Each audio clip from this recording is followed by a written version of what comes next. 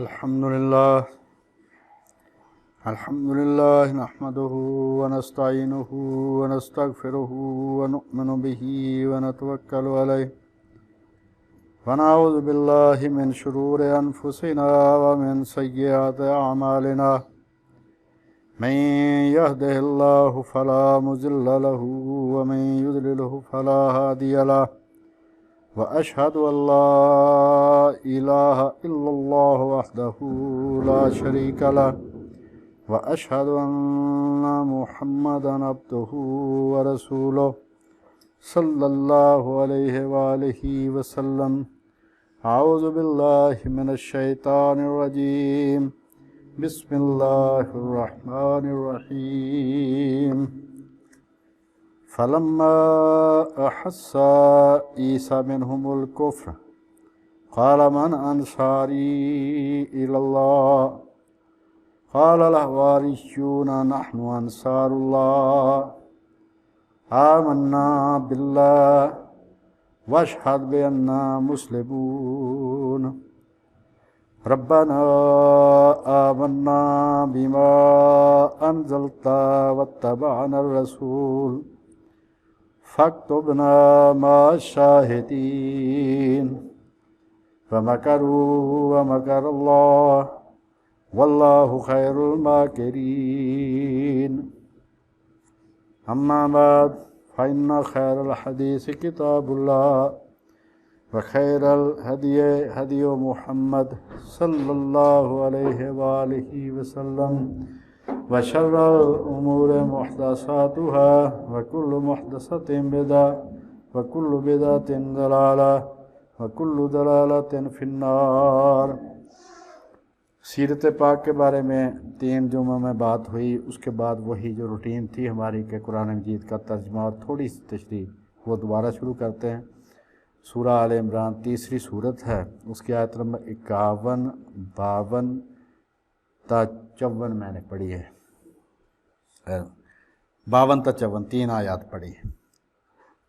اللہ پاک نے فرمایا کہ جب حضرت سیدنا عیسیٰ علیہ السلام کا ذکر پاک چلا رہا ہے پیچھے سے، جب عیسیٰ نے ان کی طرف سے نافرمانی اور نیت قتل دیکھی، یعنی بنی اسرائیل کی طرف سے اور رومی حکومت کی طرف سے جو اس وقت قابض حکومت تھی، جس طرح ہندوستان پر انگریز قابض تھے، اس طرح روم جو تھا، اٹلی والا روم، ان کی سلطنت وہ وہاں تک تھی جس کو رومن امپائر کہتے ہیں. اور حضرت عیسیٰ علیہ السلام کی پیدائش سے 27 سال قبل یہ رومن امپائر قائم ہوئی تھی.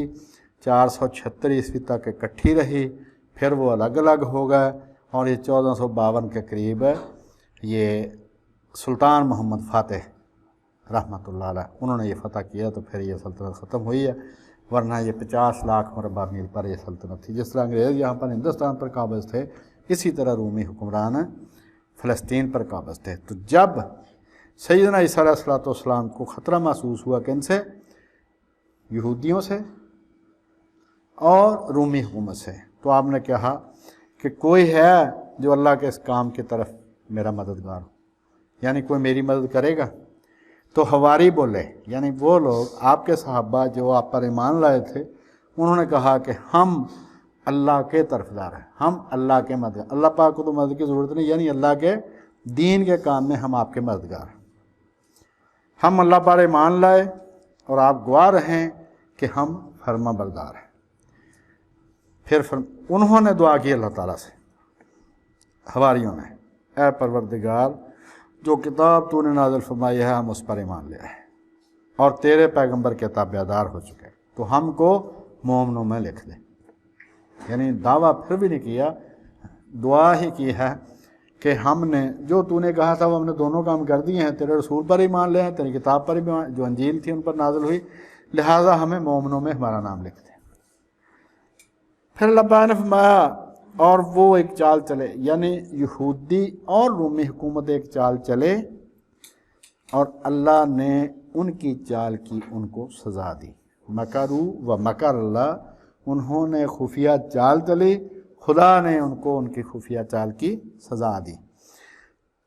اور اللہ سے بہتر چال چلنے والا کوئی نہیں. اس کو کہتے ہیں قاعدہ مشاکلت.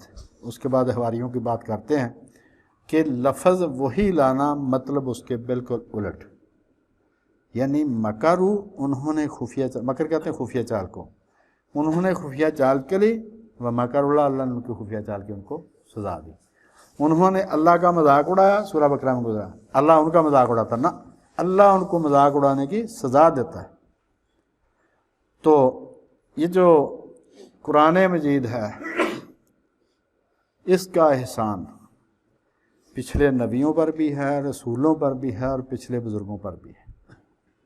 یہ صرف انسانوں پر احسان نہیں اللہ پاک نے کیا، اللہ پاک نے قرآن مجید کے ذریعے پچھلے رسولوں پر احسان کیا اور پچھلے بزرگوں پر احسان کیا کہ ان کی صفائی پیش کی، ورنہ ان کے ماننے والوں کے پاس جو ریکارڈ ہے اس کے مطابق نہ وہ نبی اور رسول ثابت ہوتے ہیں، بلکہ شریف آدمی بھی ثابت نہیں ہوتے۔ اور یہ جو حواری ہیں جن کی قرآن مجید اتنی تعریف کر رہا ہے، ان کی وہ مٹی پلید کی ہے عیسائیوں نے کہ آپ سوچ بھی نہیں سکتے۔ میں ابھی آپ کے سامنے پڑھتا ہوں، آپ کو پتہ چلے گا کہ خدا کا کلام جو ہے اس نے کس طرح ان بزرگوں کی صفائی پیش کیا، ورنہ انہوں نے کیا لکھا جو ان کے ماننے والے ہیں، جو ان کے نام پر آپ بھی گرجے بناتے ہیں، ان کا ایک پورا سلسلہ یہ جو ہے پوپ اور نیچے تک پادری تک ان کا سلسلہ یہ پطرس کے نام سے قائم ہے۔ تو آپ پطرس کی کیا انہوں نے وہ تعریف کیا، بھی سنیں ذرا۔ یہ انہی کی کتابوں کے حوالے ہیں اور زیادہ تر اناجیل کے حوالے ہیں، یا کسی جگہ پال کے خط کا حوالہ ہوگا۔ یہ جو حواری اس کا لفظ کا مطلب ہے مددگار۔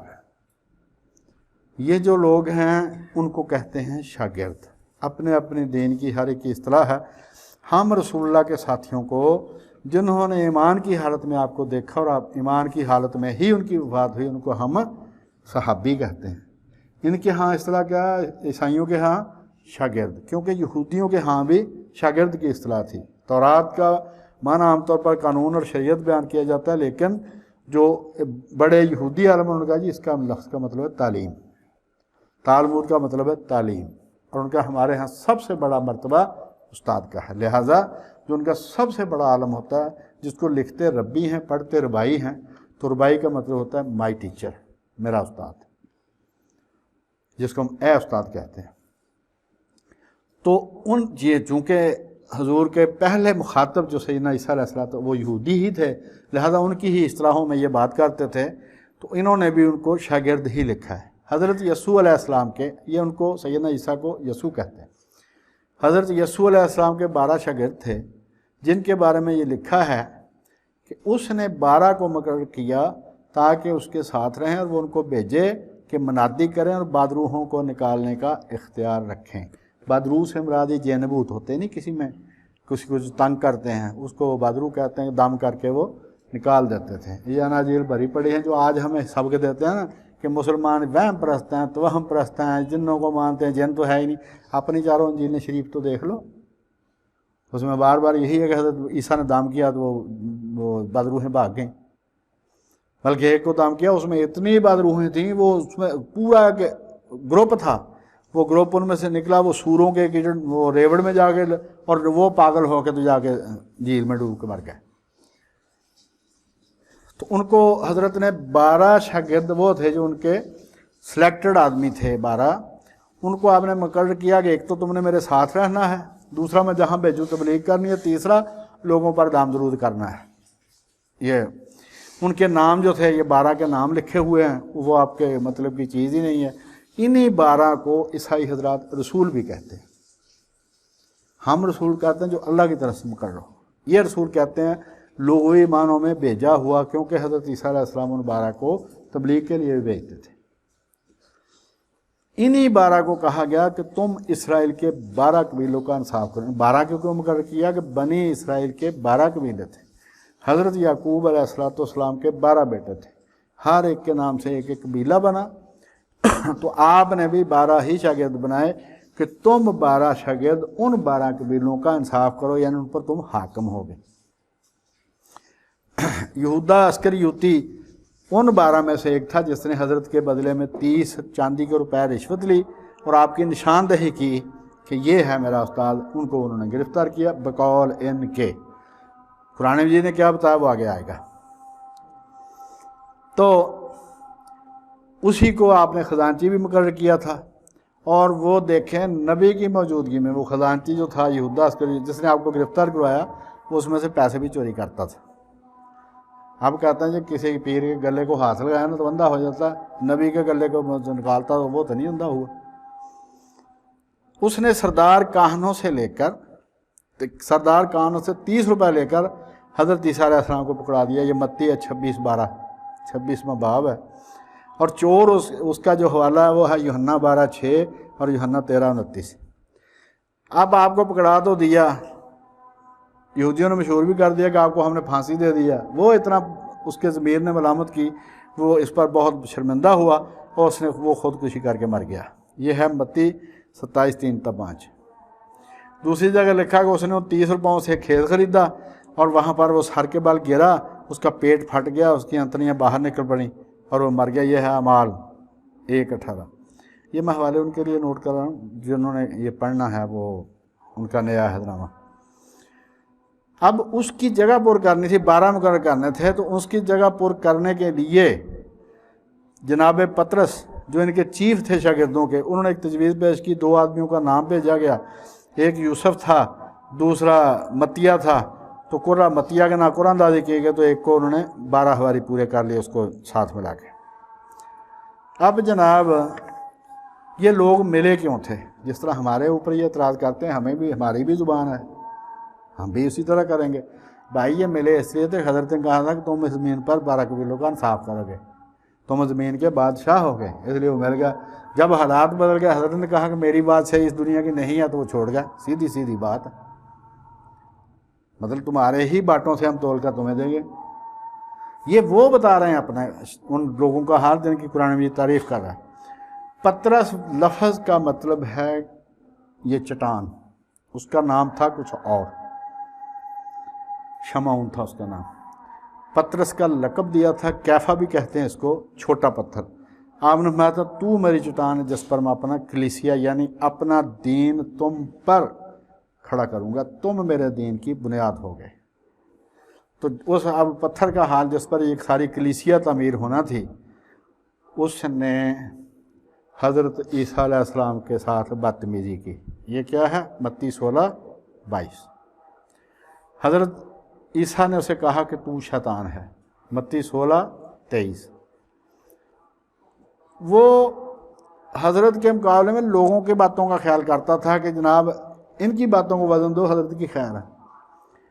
फिर आपने कहा, सब शागिर्द इकट्ठे थे कि तुम सब मेरे बारे में ठोकर खाओगे, यानी तुम सारे के सारे मेरा साथ छोड़ दोगे। तो ये पतरस, अच्छा जो ना हज़रत सुल्तान बाहू ने कहा ना कि उच्चियाँ बांगा देंदे जड़े नीत उन्होंने खोटी हो, तो इसने सबसे बढ़कर कहा कि सारी दुनिया छोड़ जाएगी, सारे शागिर्द छोड़ जाए, मैं कभी ठोकर ना खाऊंगा। हज़रत ने फरमाया मैं तुझसे सच कहता हूँ कि उसी रात मुर्ग के बांग देने से पहले तू 3 बार मेरा इनकार करेगा। और इसने किया। अनाजीर के बकौल जब आपकी गिरफ्तारी हुई, पतरस ने कहा कि अगर तेरे साथ मुझे मरना भी पड़े तो मैं तेरा इनकार ना करूँगा। और सब शागिर्दों ने भी यही कहा। यह मत्ती 26:33-35। मगर पतरस ने अपने बड़े बुलंद दावों के बावजूद हज़रत ईसा का साथी होने से इनकार किया 3 बार एक ही रात में। जब भी वो इनकार करता था मुर्ग बांग देता था, फिर तीसरी दफ़ा कहने के बाद वो रोने लग पड़ा। ये है मत्ती 26:69-75 आयत नंबर। आप जनाब जिस पर यह सारा दीन खड़ा होना था और जिस पर ये रूम का कलीसिया कायम है, अब ज़रा उसका ईमान देख लें कि हज़रत ईसा पर उसने लानत की जान छुड़ाने के लिए अपनी, और कसम खाकर इनकार किया। ये है मत्ती 26 आयत नंबर 74। इंजील मत्ती बाब नंबर 26 आयत नंबर 74। ये कहते हैं जी कसम खाना मना हमारे लिए, तुम्हारा बड़ा खा रहा है कसम, हज़रत ईसा पर लानत कर रहा है, तो उसका ईमान कहाँ गया? वो कैसे ईमान का वो जड़ हो सकता है? वो हज़रत ईसा ने कहा कि मैंने तेरे लिए दुआ की है कि तेरा ईमान जाता ना रहे, यानी तू कहीं काफर ना हो जाए। लूका 22 और 32। मगर वो ईमान उसका जाता रहा। یعنی انہوں نے نہ حضرت عیسیٰ کے پلے کو چھوڑا ہے نہ شاگردوں کے پلے کو چھوڑا، کہ حضرت عیسیٰ کی دعا ہی نہیں قبول ہوئی، وہ بے ایمان ہو گیا۔ پھر حضرت عیسیٰ نے خود ان سارے شاگردوں کو کہا کہ تم کم اعتقاد ہو، تمہارا ایمان مکمل نہیں ہے، کامل نہیں تمہارا ایمان۔ متی 16 باب ہے اور 8 نمبر آیت ہے۔ پھر آپ نے متی 17 باب ہے 17 نمبر تا 20 نمبر آیت ہے، آپ نے ان سب سے فرمایا کہ اگر تم میں رائی کے دانے برابر بھی ایمان ہوگا تو تم اس پہاڑ سے کہو کہ یہاں سے سرک جا تو وہ چلا جائے گا، کیونکہ تمہارے لیے کوئی بات ناممکن نہ ہوگی۔ اس کا مطلب یہ ہے کہ جب انہوں نے دم کیا ہے بادروہیں نکالنے کے لیے، کسی کے دم سے وہ بادروہ نہیں نکلی، اس کا مطلب ان میں رائی کے دانے برابر بھی ایمان نہ تھا۔ یہ کون بتا رہے ہیں؟ انجیل متی 17واں باب ہے 16 نمبر آیت ہے، یہ خود ہی وہ بتا رہے ہیں، ہم نہیں کچھ بھی کہہ رہے۔ یعنی قرآن کا احسان آپ دیکھتے جائیں کہ جن لوگوں نے اپنے نبیوں اور اپنے بزرگوں کا پلے کچھ نہیں چھوڑا، قرآن مجید نے ان کی صفائی دی ہے کہ نہیں، وہ مومن تھے، وہ نیک تھے۔ اب جناب یہی نہیں کہ حضرت کی زندگی میں بے ایمان تھے، ان کے عقیدے کے مطابق جب آپ کو پھانسی دے دی گئی، قبر میں رہے، 3 دن کے بعد جب اٹھائے گئے تو آسمان پر نظر آئے سارے کو، اس وقت بھی کسی نے نہیں مانا، دیکھ کے نہیں مانے۔ مرکز 16 باب ہے 14 نمبر آیت۔ سب پر آپ کو افسوس ہوا، کیونکہ جنہوں نے آپ کو جی اٹھنے کے بعد دیکھا تھا کسی نے نہیں مانا، اور انہی کم اعتقادوں کے متعلق لکھا ہے مرکز 16-15 میں کہ انہی کو پھر حضرت نے کہا جی اٹھنے کے بعد کہ ساری قوموں کے جا کر میری منادی کرو۔ میں زندگی میں نہیں کہا، زندگی میں صرف یہی کہا کہ صرف بنی اسرائیل کی طرف جانا۔ یسوع کی گرفتاری کے وقت سارے شاگردوں نے چھوڑ کر بھاگ گئے، متی 26-56 مرکز 14-50۔ تو ان لوگوں نے یہ ان کی سیرت بیان کی ہے جو حضرت عیسیٰ کے ساتھ جو بھی ایمان لائے، کو 200 کہتا ہے، کو 70 کہتا ہے، کل جو ایمان لائے تھے آپ کی زندگی میں، ان میں سے جو 12 نچوڑ تھا، سلیکٹڈ بندے تھے، ان کا یہ حال ہے۔ تو جب حضرت کے مطلب آپ دیکھیں کہ انہوں نے حضرت عیسیٰ کے پلے بھی کچھ نہیں چھوڑا۔ یہ ہے متی 27 باب ہے 46 نمبر آیت ہے۔ اس سے پہلے متی 26 باب ہے 39 نمبر آیت ہے کہ جب پھانسی نظر آئی کہ اب مجھے یہ گرفتار کر لیں گے اور مجھے پھانسی دیں گے، تو اس وقت کیا کی؟ منہ کے بل گر کر یہ دعا کی کہ اے میرے باپ اگر ہو سکے تو یہ پیالہ مجھ سے ٹل جائے۔ یعنی خدا بھی ہیں اور موت سے بھی ڈرتے ہیں۔ باپ سے مراد کو ان کو نعوذ باللہ خدا کا بیٹا کہتے ہیں۔ تو انہوں نے خود منہ کے بل گر کر دعا کی، یعنی سجدے میں جا کر دعا کی کہ اے میرے باپ اگر ہو سکے تو یہ پیالہ مجھ سے ٹل جائے۔ اور جب ان کو پھانسی پر لٹکا دیا گیا صلیب پر، اس وقت انہوں نے کہا کہ اے میرے خدا، اے میرے خدا، تو نے مجھے کیوں چھوڑ دیا؟ رسول اللہ کیا فرماتے ہیں غار ثور میں؟ لا تخف ان اللہ معنا۔ حضرت ابوبکر سے کہا گھبرانا نہیں، اللہ ہمارے ساتھ ہے۔ یہاں پر کیا ہے؟ خود جن کو تم خدا کہتے ہو وہ خود اپنے منہ سے کہہ رہے ہیں۔ متی 27 باب 46 نمبر آیت ہے، اے میرے خدا، اے میرے خدا، تو نے مجھے کیوں چھوڑ دیا؟ یعنی کسی کے بلے کھ نہیں چھوڑا۔ اور پال جو اس وقت موجودہ عیسائیت دنیا میں اس کا بانی وہ ہے، اس نے حضرت عیسیٰ علیہ السلام کو نعوذ باللہ، نعوذ باللہ، نعوذ باللہ لعنتی لکھا ہے۔ یہ اس کا خاتہ ہے گلاطیوں کا نام، 3 باب 13 نمبر آیا تھا۔ اب خود ہی متی کی انجیل 12 نمبر باب اور 33 نمبر آیا تھا، لوکا کی انجیل میں 6 نمبر باب اور 44 نمبر آیا تھا، اس میں لکھا کہ درخت اپنے پھل سے پہچانا جاتا ہے۔ تو بھائی اس حساب سے نہ کوئی درخت کی بنیاد باقی بچتی ہے، نہ کوئی پھل کی بنیاد باقی بچتی ہے۔ ادھر رسول اللہ کیا ہے کہ حضرت خبیب رضی اللہ تعالیٰ عنہ مکے میں جب ان کو چاروں طرف سے وہ کھڑے ہو گئے کہ چاروں طرف سے تیر مارنے اکٹھے، تو اس وقت اس نے کافروں نے پوچھا کہ اس وقت تیرے دل میں تو ضرور آتے ہو کہ میں اپنے بچوں میں آرام سے بیٹھا ہوتا اور رسول اللہ یہاں پر میری جگہ قتل ہوتے ہیں۔ تو انہوں نے کہا کہ خدا کی قسم مجھے یہ بھی پسند نہیں کہ میری جان کے بدلے ان کے پاؤں میں کانٹا چبھے۔ تو درخت اپنے پھل سے پہچانا جاتا ہے۔ یہاں پر کیا ہے، میں نے کہا کہ نہ حضرت عیسیٰ کے پلے انہوں نے کچھ چھوڑا، نہ شاگردوں کے پلے کچھ چھوڑا۔ اب قرآن کا احسان، اس کے مقابلے میں پہلے یہ، اس سے پہلے یہ فکرے ہیں چند کہ ان شاگردوں کے مقابلے میں حضور کے صحابہ کا طرز عمل دیکھیں تو پتہ چلے گا کہ درخت کیسا مبارک تھا اور پھل کیسا مبارک تھا۔ انہوں نے اپنے کیا کیا قربان کیا؟ سب سے پہلے تو اپنا دین قربان کیا حضور پر، جو دنیا کا سب سے مشکل کام، اپنا دین بدلنا بہت مشکل کام۔ انہوں نے اپنا دین قربان کیا، اپنا وطن قربان کیا، اپنی جائیدادیں قربان کی، اپنے بال بچے چھوڑ دیے، وہ قربان کیے، اور پھر آخر میں اپنا آپ قربان کر دیا۔ صرف حنظلہ، حضرت حنظلہ رضی اللہ تعالیٰ عنہ غسیل الملائکہ، آج شادی ہوئی ہے، صرف ایک رات رہ سکے ہیں گھر میں، صبح جنگ احد میں گئے ہیں اور وہ شہید ہو گئے، ورنہ جس کی شادی آج ہوئی ہے وہ کب جنگ کو جاتا ہے؟ تو درخت کیسا پاک اور مبارک تھا اور اس کا پھل کیسا پاک اور مبارک تھا، یہ ہے فرق دونوں میں۔ اب یہ قرآن کا احسان، قرآن کا احسان یہ ہے کہ انہوں نے ان حضرت عیسیٰ کے صحابہ کا، جن کو حواری کہتے ہیں، جن کے پلے انہوں نے خود کو کچھ نہیں چھوڑا، ان کا اصل چہرہ جو روشن چہرہ ہے وہ سامنے لایا ہے۔ قرآن مجید ان کی تعریف یہ کرتا ہے، ایک تو یہی آیت کہ جب حضرت عیسیٰ نے یہود کی طرف سے کفر کا خطرہ محسوس کیا، یعنی ان کو گرفتاری کا خطرہ محسوس ہوا، تو آپ نے فرمایا کہ کون میرا مددگار بنتا ہے اللہ کی راہ میں؟ حواریوں نے جواب دیا کہ ہم ہیں اللہ کے مددگار، یعنی اللہ کے دین کے مددگار، ہم اللہ پر ایمان لائے ہیں اور آپ گواہ رہے ہیں کہ ہم مسلمان۔ اے ہمارے رب، ہم ایمان لائے اس چیز پر جو تو نے اتاری اور ہم نے رسول کی پیروی کی، سو تو ہمیں گواہی دینے والوں میں لکھ دے۔ آل عمران یہ 52 اور 53 نمبر آیت جو میں ابھی پڑھی ہیں۔ المائدہ 5 نمبر صورت ہے، 111 نمبر آیت۔ اور یاد کرو جب میں نے حواریوں کی طرف وحی بھیجی، اللہ پاک فرماتا ہے رسول کریم علیہ السلام سے کہ جب میں نے حواریوں کی طرف وحی بھیجی کہ مجھ پر اور میرے رسول پر ایمان لا، تو وہ بولے کہ ہم ایمان لائے اور تو گواہ رہا کہ ہم مومن ہیں، ہم مسلم۔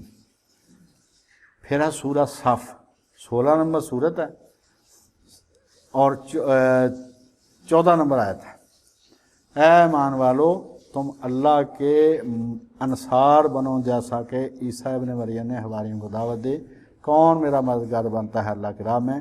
حواریوں نے جواب دیا کہ ہم اللہ کے مددگار بنتے ہیں۔ قرآن مجید کی روح سے حضرت عیسیٰ علیہ السلام خدا کے سچے رسول اور آپ کے شاگرد سچے مومن ثابت ہوتے ہیں، اور یہی حقیقت ہے، جبکہ بائبل کی روح سے نہ حضرت عیسیٰ میں کوئی استقامت تھی، نہ ان کے شاگردوں میں کوئی ایمان تھا۔ اگلی آیت 54 نمبر، وَمَكَرُوا وَمَكَرَ اللَّهُ وَاللَّهُ خَيْرُ الْمَاكِرِينَ۔ مکر تدبیر کرنے کو کہتے ہیں، چاہے اچھی ہو یا بری، یعنی خفیہ تدبیر چاہے اچھی ہو یا بری، اس کو مکر کہتے ہیں عربی زبان میں۔ یہ کہ اردو اور پنجابی والا مکر ہے، اسی طرح اردو اور پنجابی کا وسیلہ اور ہے، عربی کا وسیلہ اور ہے۔ تو حضرت امام علی رضا سے پوچھا مامون نے کہ یہ جو آیت ہے اس کا کیا مطلب ہے؟ تو آپ نے فرمایا کہ انہوں نے اللہ کے رسول کے خلاف چال چلی اور اللہ نے کفار کو ان کے چال کی سزا دی، یہ ہے مطلب اس کا۔ اور جتنے وہ مامون نے سوال کیے تھے، اس کا مطلب وہ تفسیر البرہان ہے، 4 جلدوں میں ہے میرے پاس، جو ہے ویسے میرا زیادہ جلدوں میں چھپتی ہے، تو اس میں جو ساری جلدوں میں سوال ہیں، اور مامون نے جو سوال کیے ہیں اس سے پتہ چلتا ہے کہ اس نے بھی قرآن مجید کو غور سے پڑھا تھا، اور حضرت امام علی رضا ان کو اس نے ولی عہد بنایا تھا، انہوں نے جواب دیے ہیں، اس سے پتہ چلتا ہے کہ رسول اللہ کی اولاد کا علم کیسا تھا۔ لہٰذا سب کو پڑھیں، سب کی قدر کریں، اور اللہ تعالیٰ سے دعا کریں کہ ہم کو ان بزرگوں کے نقش قدم پر چلائے۔ ان بزرگوں کی برکت 2 ہیں، ان کے شرف، ایک تو وہ مسلمان عالم ہیں، یہ تو ہے ان کا شرف، دوسرا ان کا شرف جس میں کم لوگ ان کے شریک ہیں، وہ رسول اللہ کی اولاد ہے۔ جب آپ کو مامون نے ولی عہد نامزد کیا تو آپ مدینہ سے بغداد جا رہے تھے، تو راستے میں جس شہر سے گزرنا ہوتا تو پہلے اطلاع مل جاتی کہ حضرت تشریف لا رہے ہیں، حضرت امام علی رضا رضی اللہ تعالی عنہ۔ تو ایک شہر میں وہ عالم پہلے ہی قلم دعاتیں لے کے باہر کھڑے تھے، تو جب آپ کی سواری وہاں پر آئی انہوں نے روکا، انہوں نے کہا کہ ایک ایسی حدیث روایت کریں جو صرف آپ کے خاندان کے راوی ہیں، جس میں صرف اہل بیت ہی راوی ہیں۔ تو آپ نے پھر وہ روایت بیان کی کہ میں نے اپنے باپ موسیٰ کاظم سے سنا، انہوں نے اپنے باپ جعفر الصادق سے سنا، انہوں نے اپنے باپ محمد باقر سے سنا، انہوں نے اپنے باپ زین العابدین سے سنا، انہوں نے اپنے باپ حسین علیہ السلام سے سنا، انہوں نے اپنے باپ حضرت علی علیہ السلام سے سنا، انہوں نے رسول اللہ صلی اللہ علیہ وآلہ وسلم سے سنا کہ ایمان 3 چیزوں کا نام ہے۔ یہ اب غور سے سننی ہے، کوشش کرنی اس پر عمل کرنے کی، کسی کے چکر میں نہیں آنا۔ جو بھی آپ کو نشہ پلا کے قتل کرتا ہے سب سے بڑا دشمن وہ ہے، جو آپ کو خبردار کرتا ہے بھائی اس طرف نہ جانا، آگے فائرنگ ہو رہی ہے، وہ آپ کا سچا ساتھی ہے، وہ ہے آپ کا دوست ہے۔ جو آپ کو کہتا ہے نا ٹھیک ہے بالکل خیر ہی خیر، اس کو پتہ جاتے گولی لگ جانی بس۔ پاون میں 3 چیزوں کا نام ہے ایمان، دل سے، زبان سے اقرار، دل سے تصدیق، اور یہ ہاتھ پاؤں سے عمل۔ تو یہ جس نے روایت یہ لکھی ہے، انہوں نے لکھا کہ اگر یہ اہل بیت کے یہ نام پڑھ کر پانی پر دم کر کر کسی پاگل کو پلا دی جائے اس کو شفا ہو جائے گی، یہ اتنے بابرکت لوگ ہیں۔ تو مامون نے حضرت سے بہت سوال کیے، البرہان کی تفسیر ہے، پرانی تفسیر ہے، اس میں اس نے بہت سارے آیات کے متعلق، تو ان میں سے ایک آیت یہ تھی کہ مکر کرنے سے مراد یہاں پر کیا ہے۔ انہوں نے فرمایا کہ کافروں نے خفیہ چال چلی، اللہ ان کی خفیہ چالوں کو ایک تو انہیں پر الٹ دیتا ہے، دوسرا ان کو اس کی سزا دیتا ہے۔ تو یہ جو آپ کو پتہ چلے گا کہ قرآن مجید کا احسان پچھلے رسولوں پر ہے، نبیوں پر ہے، پچھلے بزرگوں پر ہے، اس سے پتہ چلتا ہے کہ روشنی اور نور صرف قرآن مجید ہے۔ دنیا میں اس وقت اگر خالص نور، خالص روشنی، خالص رہنمائی، خالص ہدایت ہے کہیں، وہ صرف قرآن مجید ہے، باقی سب اندھیرا ہی اندھیرا ہے۔ اور یہی وہ سارے چاہ رہے ہیں کہ اس نور کو بجھا دیا جائے تاکہ ہم بھی ان جیسے ہو جائیں اور ٹھوکریں کھاتے پھریں۔ اور اس میں جو سب سے بڑا خطرناک کھیل انہوں نے کھیلا ہے وہ یہ کہ منکرین حدیث معتزلہ کے بعد ختم ہو گئے تھے، یہ سر سید احمد خان سے وہ دوبارہ شروع ہو گئے ہیں۔ ان کا کہنا یہ ہے کہ حدیثیں کوئی چیز نہیں۔ اس کا مطلب یہ کہ قرآن مجید کی تشریح ہر آدمی کر سکتا ہے، جب ہر آدمی کرے گا تو ہر آدمی مجتہد ہے، جب ہر آدمی اپنی اپنی تشریح کرے گا تو امت کسی بات پر متفق نہیں ہوگی، جب متفق نہیں ہوگی تو جو نوجوان طبقہ ہے وہ پریشان ہو کے ہی چھوڑ دے۔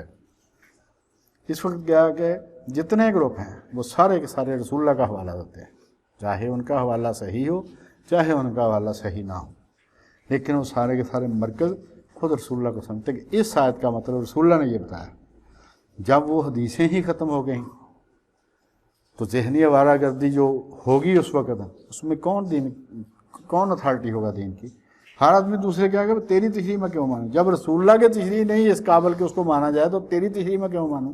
یہ بہت بڑا فتنہ ہے انکار حدیث کا، اس سے آپ نے خبردار رہنا۔ دوسرا، انٹرنیٹ پر مختلف اس کے پہلو ہیں میڈیا کے، ان میں قرآن مجید کے بارے میں یہ مہم چلائی جا رہی ہے کہ یہ خود رسول اللہ کی تصنیف ہے، نعوذ باللہ، یہ فلاں وقت لکھی گئی تھی، وہ کہتے ہیں جی حضرت عثمان کی تصنیف ہے، حضور کی بھی نہیں ہے، کوئی کہتا ہے جی 100 سال بعد فلاں نے لکھی، کوئی کہتا ہے 200 سال، قرآن مجید ہے، حدیثوں کی بات نہیں ہو رہی۔ اور یہ دائریے جو پاکستانی گئے ہیں نا، ایک ہے اویس اور ایک اور ہے، یہ 2 ہیں، یہ آج کل بڑا یہ چرچا کر رہے ہیں، ایک رفیع رضا ہے تیسرا۔ تو ان کو پوچھے آدمی کہ تم صرف مسلمانوں کی تردید کرتے ہو، ہر وقت صرف مسلمانوں پر بمباری کرتے ہو، یہ جو عیسائی ہیں، یہ جو یہودی ہیں، ان کے بارے میں بات کیوں نہیں کرتے؟ ان کے پاس تو ہمارے پاس تو کوئی سند ہے، کوئی اتھارٹی ہے، ان کے پاس تو کچھ بھی نہیں ہے۔ اس سے پتہ چلتا ہے کہ یہ ان کے ہی پالتو ہیں، ان سے فیسیں لیتے ہیں، انہی کے ملکوں میں تب ہی رہ سکتے ہیں جب ان کی بات کریں گے تو ان کی ڈیوٹی ہی یہ لگی ہوئی ہے کہ قرآن مجید کو مشکوک ثابت کرو، رسول اللہ کی رسالت کو مشکوک ثابت کرو۔ تو ہم نے کیا کرنا ہے کہ اپنی بساط کے مطابق قرآن مجید کو پڑھنا ہے، سمجھنا ہے، اس کا عمل کرنا ہے، پھر آگے کرنا ہے۔ اور جب قرآن مجید پڑھنا ہے اس کے پڑھنے کا طریقہ نمبر 1 اس لفظ کو دیکھنا ہے کہ معنی کیا ہے ڈکشنری میں لکھا ہوا، پھر یہ کہ اس کی پوزیشن کیا ہے، یعنی وہ فاعل ہے مفعول ہے، گرامر کے حساب سے اس کی پوزیشن کیا بنتی ہے، پھر یہ کہ اس فقرے میں اس کا مطلب کیا بنتا ہے، اور پھر یہ یعنی آگے پیچھے جو آیات ہیں ان میں اس کا مطلب کیا بنتا ہے، اور پھر پورے قرآن مجید میں جہاں جہاں وہ بات آئی ہے وہ ساری اکٹھی کر کے دیکھیں گے تو پتہ چلے گا کہ یہ بات اصل میں یہ ہے۔ اللہ تعالیٰ سے مدد مانگنی ہے، اور سٹارٹ کہاں سے لینا ہے، بالکل آپ کی لائن سیدھی ہو جائے گی کہ قرآن مجید کا گتا آپ ایسے کریں تو اندر کی طرف اللہ تعالیٰ کے 99 نام لکھے ہوئے ہیں۔ جو قرآن مجید سے نہ دیکھنا چاہیں وہ موبائل میں دیکھ لیں، ان کے ساتھ ان کا ترجمہ لکھا ہوا ہے، تو آپ نے 10 سے 15 دن تک روزانہ 15 سے 20 منٹ صرف ان ناموں کا ترجمہ پڑھنا ہے، 15 دن باقاعدہ بار بار بار بار، پھر بتانا ہے کہ آپ کے رب میں کوئی کمی ہے۔ پھر آپ کو جو قرآن مجید کی آیات کے آخر میں نام ہیں ان کی وجہ بھی سمجھ میں آ جائے گی کہ پوری بات پیچھے جو ہو رہی ہے قرآن مجید کا نام اس کی تشریح ہے۔ اللہ تعالیٰ سے دعا ہے کہ اللہ تعالیٰ ہمیں دین حق پر قائم رکھے اور اس پر عمل کی توفیق عطا فرمائے اور محض اپنے فضل و کرم سے پوری امت کو بخش دے۔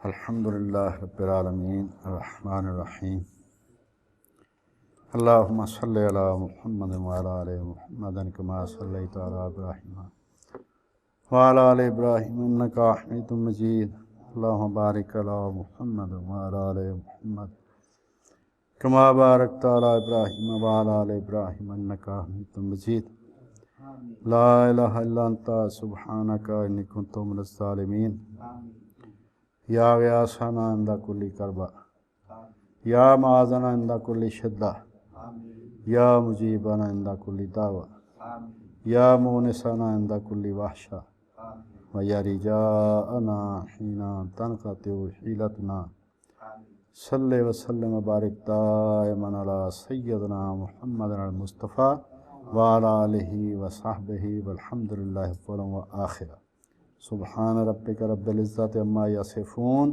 وسلام علی المرسلین والحمدللہ۔